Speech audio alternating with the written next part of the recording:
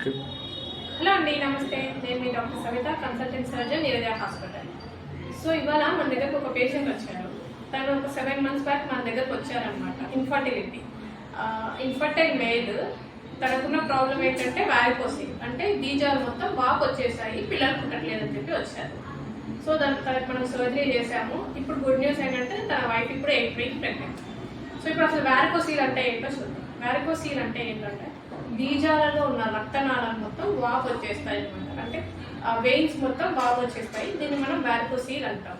ఈ వాపు రావటం వల్ల ఏమవుతుందంటే వాళ్ళకి స్పోమ్ అనేది సరిగ్గా ప్రొడ్యూస్ అవ్వదు, డెవలప్ అవ్వదు, మూమెంట్ సరిగ్గా ఉండదు, డిఎన్ఏ ఫ్రాగ్మెంటేషన్, ఇవన్నీ కూడా డిఫెక్ట్స్ వస్తాయి. ఎందుకు అంటే ఈ రక్తనాళాలు ఎక్కువగా ఉబ్బినప్పుడు అక్కడ టెంపరేచర్ అంటే ఉష్ణోగ్రత పెరిగి ఈ స్పోమ్ అనేది ఇబ్బంది అవుతుంది, స్పోమ్ డెవలప్ అవ్వడానికి.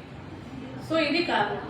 సో ఎప్పుడైతే మనం వారికోసిల్ సర్జరీ అంటే రిపేర్ చేసినప్పుడు ఆ ఎక్కువగా పెరిగిన రక్తనాళాలు, ఆ పాంపినిఫార్మ్ ప్లెక్సెస్ అంటాం, మనం వాటిని తీసేసినప్పుడు రక్త ప్రసరణ సరిగ్గా అయ్యి మళ్ళీ స్పోమ్ అనేది నార్మల్ మార్పాలి రావడానికి హెల్ప్ చేస్తుంది. Thank you.